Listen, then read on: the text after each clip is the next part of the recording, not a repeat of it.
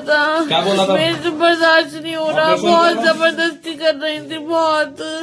कुछ दिनों के बाद राहुल की शादी होनी थी। 2 दिन बाद रिश्ते वाले आ रहे थे रिश्ता पक्का करने के लिए, और आज अचानक ताबड़तोड़ गोलियों से राहुल को लहूलुहान कर जान से मार दिया गया। बिजनौर जनपद में एक ऐसी सनसनीखेज वारदात सामने आई जिससे पूरा पुलिस महकमा भी सख्ते में आ गया है, और परिवार पे तो मानो दुखों का पहाड़ टूट पड़ा है, क्योंकि राहुल को पता नहीं था उसके साथ आज क्या होने वाला है। वो सीधे जैसे रोजाना जाता था खेत पर काम करने के लिए गया था, लेकिन परिवार वालों को या राहुल को बिल्कुल भी अंदाजा नहीं था कि आज उसकी जिंदगी का आखिरी दिन है और वापसी लौटेगी डेड बॉडी। और राहुल से जुड़ी हुई इस पूरी खबर की अपडेट हम आपको बिल्कुल बारीकी से देंगे। इसी के साथ एक दूसरी खबर में दिन दहाड़े समझ लीजिए कि बस स्टॉप पर एक युवक खड़ा है और बदमाश आते हैं और वार करके चले जाते हैं। साथ ही एक तीसरे अपडेट में आपको एक माँ का दर्द सुनाएंगे जिसने अपने नवजात बच्चे को खो दिया, और सीधा इल्जाम जा रहा है डॉक्टर और स्टाफ पर। तो आपसे रिक्वेस्ट है कि इस वीडियो को पूरा देखिए ताकि तीनों ही खबरें आपको डिटेल में समझ आए। तो पहली खबर जो कि बिजनौर के सियोहारा थाना क्षेत्र सामने आ रही, जहां एक किसान राहुल की दिन दिहाड़े गोली मारकर हत्या कर दी गई। दरअसल बिजनौर जनपद के सियोहारा थाना क्षेत्र में गाँव पड़ता है हल्दुआ माफी। यहाँ के रहने वाला 26 वर्षीय अविवाहित किसान राहुल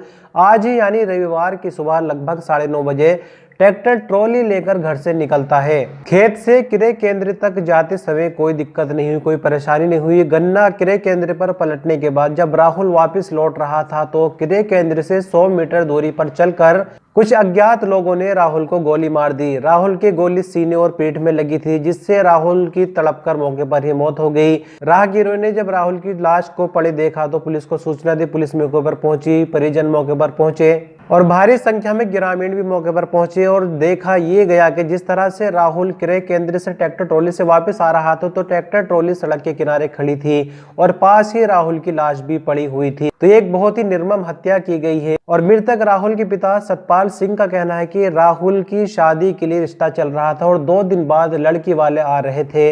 बेटे की हत्या से परिवार पर दुखों का पहाड़ टूट पड़ा। मां और अन्य परिजनों का रो रो कर बुरा हाल है।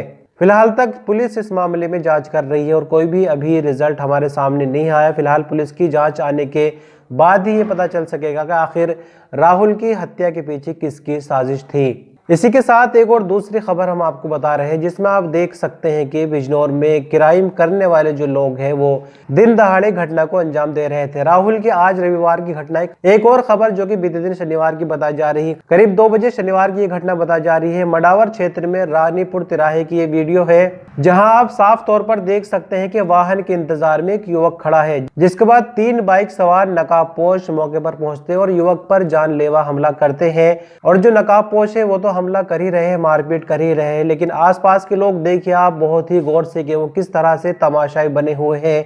किसी ने भी इस मामले में इंटरफेयर करने की कोशिश नहीं की, दूर से तमाशा ही देखते रहे। और जो नकाबपोश बदमाश थे इस वारदात को अंजाम देकर फरार हो गए।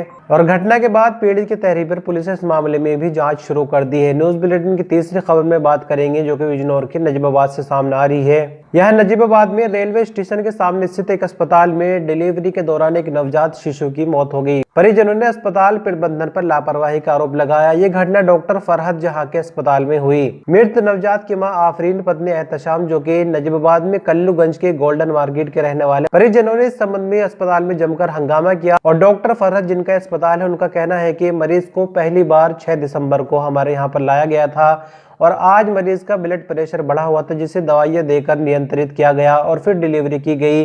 डॉक्टर के अनुसार डिलीवरी के दौरान बच्चे की सांसें चल रही थी, जबकि परिजनों का कहना यह है कि बच्चे के मरने के आधे घंटे बाद डॉक्टरों ने हमें इस बारे में खबर दी कि जो नवजात है उसकी मौत हो गई है। तो फिलहाल ये मामला पुलिस और स्वास्थ्य विभाग के बीच पहुंच गया है और हम आशा करते हैं कि इस मामले में निष्पक्ष जांच की जाए और जो परिजन है उनको न्याय मिलेगा। डॉक्टर या अस्पताल का मैनेजमेंट दोषी है तो उनको सख्त सजा दी जाए ताकि किसी और के साथ इस तरह का काम आगे से ना हो। तो इस वीडियो में इतना ही, कल फिर मिलते कुछ और अपडेट के साथ। आपने अपना कीमती वक्त दिया, इस वीडियो पर अंत तक बने रहे इसके लिए शुक्रिया।